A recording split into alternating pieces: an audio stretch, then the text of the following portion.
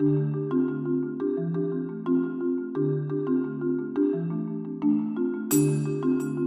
I on now? Technology is not my friend, people. Just remember that. I'm kind of old-fashioned. So if I mess up, forgive me. I'm not from Indianapolis. I moved here 21 years ago. That's me in 1990 when I moved to Indianapolis. And I'm a passionate explorer of the city. I've always been interested in exploring things around me. And the time I moved to Indianapolis, I worked for the Historic Landmarks Foundation of Indiana, now Indiana Landmarks. They're a preservation advocacy group.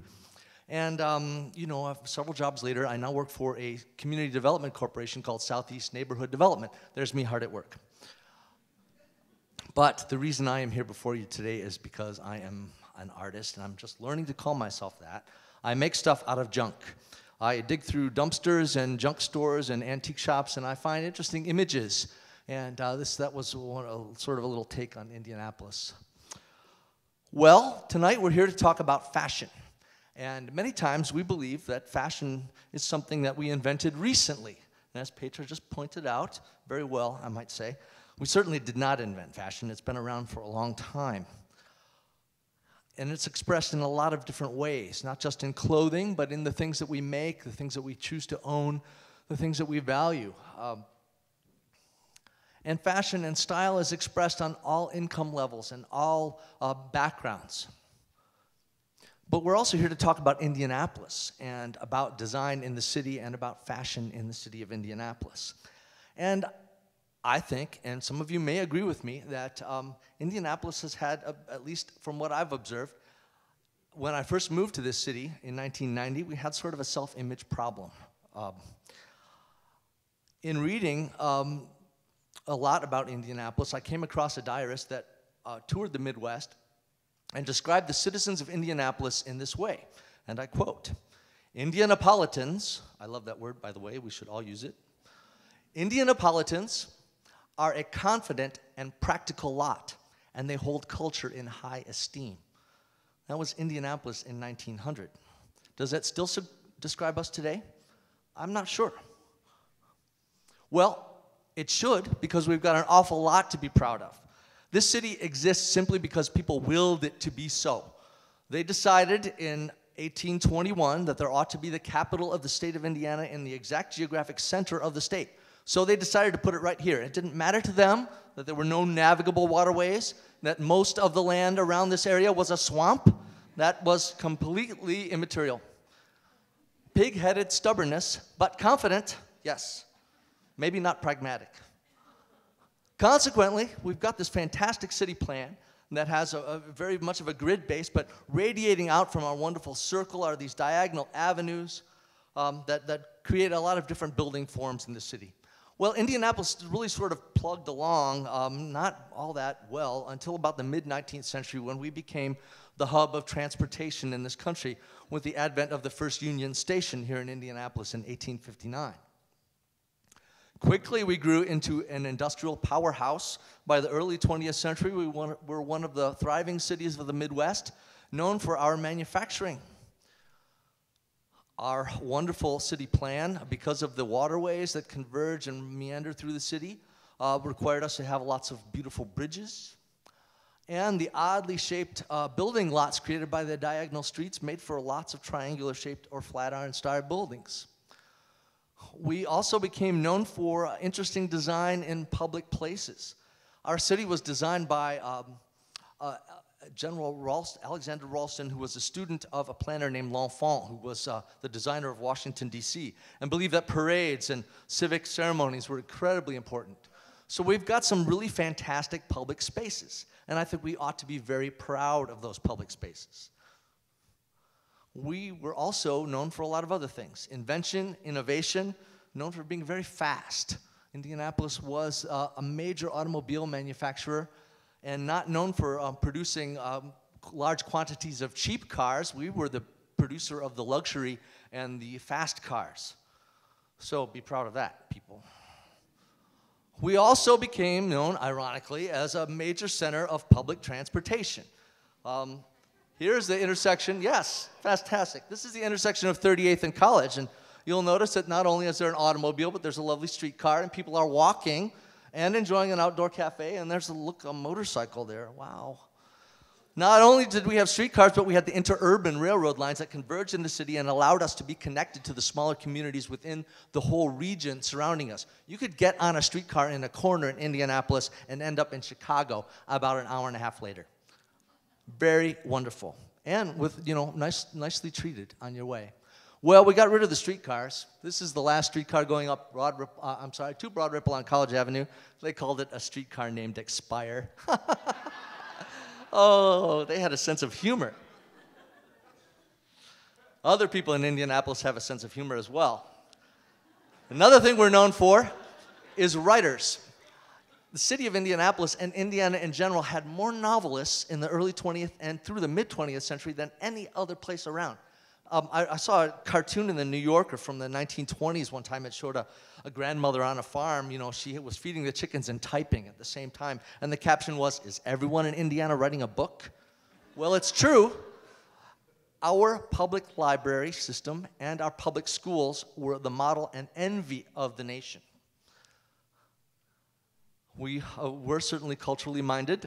The Herron School of Art and the Herron Art Institute was an essential thing that some of the early philanthropists in the city brought to us. They felt because this was a city created out of nothing, they were always striving to make it better. Culture was an important thing to them. Music and reading, all very important in Indianapolis. And of course, since many of the people that founded this city were German, beer was also important to us as well. So in that sense, we're still there. I don't know how we do with public transportation and public education and music and all that, but beer, yes. So, with the Germans, our city was known for physical fitness. There's a good hero. We should be justly proud of Major Taylor. Bicycles were an absolute mania in Indianapolis in the late 19th and early 20th century. You couldn't find more bicycles anywhere else, all over the place. Also, the German influence in our architecture was very apparent. They loved to celebrate the corners on the small buildings and even the large buildings. They always gave some sort of an interesting topper or a hat. I think Petra would like that. Sometimes when we restore buildings, we restore them, but I wish that they would put that hat back on that one. And please, people, when we plant trees, let's think of our architecture as a resource, something to be visible. Don't cover it up with a tree. Look at that. I love that building, but you can't see it. Oh, well, sorry about that. I digressed again. I promised I wouldn't do that. But they love towers. They love celebrating the corners. This is a marvelous example of the Schrader building, again with the corner, the little pavilions at the top. This was one of the major grocery providers. Indianapolis, of course, was a mecca for produce, and we fed the nation here, well, at least the Midwest. We used to pack groceries and can things and ship food all over this region. People gardened like crazy, and they canned. I love this. Can all you can. That's a window from LSR's department store. Well, our unusual shaped city grid required unusually shaped buildings, and like fashion, architecture sometimes changes. This is the lovely English Hotel and Opera House on the circle. Modified in the actually demolished in the 1940s and replaced with this item. Quite a bit different. Well, they found that to be repellent by the 1980s. It was covered with a skin of blue glass, became known as the blue whale, and then recently in the early 90s it was had another facelift, and I think it looks much nicer now. Here's the Circle Theater, the first theater designed and constructed specifically for the showing of motion pictures. Now, it's very classy, lovely classical revival building with a nice mural on the front, but whoa, what is the deal with that clock up there? Wow, that's whimsy. That's a sense of humor in Indianapolis. I appreciate that. Well, it was a popular place and still going on. Still popular today. I'm really happy that they restored that wonderful cement mural up there. I don't know if anyone will ever put that clock back up, but I can dream. I love signs like that. I especially love this building. The last intact theater interior in the city. Remember that, people. Don't mess with it. Of course, I love the Circle Tower. Back in the day, people used to design buildings, and they would, incorporate public art into part of the architecture, which I thought was a great idea. Okay, here's one of my favorites. It was replaced with that. You can see the Marion County Courthouse in its death throes. Okay, we won't look at that anymore. We did great public spaces even in our smaller neighborhoods, and I see I'm running out, but I'm going to go to the very end, so I don't care if you give me the hook. Because we do have great public spaces even in our small areas, and it's wonderful to see revival in all parts of the city. One of the things that I really miss is we used to have some great painted wall signs all over our buildings, all over the place. Some people think that's tacky, but I think it's fun. That's Harry Houdini pointing at Pluto. This is one of my favorite painted wall signs on the back of the Vogue Theater. And I cried bitter tears, people, when they put up that stupid power utility pole blocking that sign. Why didn't somebody just move it over just a little bit? Please have some sense. I think all kinds of signs are fantastic. This sign is a cultural icon and ought to be protected. I'd love it if somebody would raise some money and help them get the BQ fixed on that thing. Well, these are folks in Indianapolis in the 1890s having fun with fashion. How can we emulate the style of Indianapolis? How does Indianapolis have its own style? Number one, and this is an exhortation, this is my zinger of an ending, people. I want you to go out there and do some sightseeing. Get out there and get to know your city. If you've not been inside some of these old, wonderful buildings and even the new wonderful buildings, just get out there and do it. Be like Petra, right on the cultural trail. There's no excuses, people. I want you to embrace your Hoosierness. You can't get rid of it. You might as well say it's awesome. Go with it. You can start by going to the state fair. Be an individual. This was the Pathfinder Motor Car Company, and they got this guy. He was an actual pioneer that went on the Oregon Trail, and they, in 1916, outfitted a touring car with him like a Conestoga wagon and sent him out across the country to advertise their motor cars. Wonderful. Find your favorite spot in the city and take your picture there. Post it on your Facebook. People, nobody knows how to do anything anymore. This used to be a city filled with tinkerers. People were inventing and building things all the time. They taught people how to take automobiles apart in high school and put them back together again. I know there's a few people out there that still change their own oil, but when's the last time you tried it, huh? I can't do it. Drive fast on occasion, people. It's your civic duty. And please, ride a bicycle. Gosh. Celebrate the writers and the libraries and read a book, for God's sake. I'm not talking about a Kindle, an actual book. Please, please, patronize a record store while we still have them. A few of the best are in this town. Luna Records especially, celebrated by the New York Times. Yes, they love us. Drink some beer, people.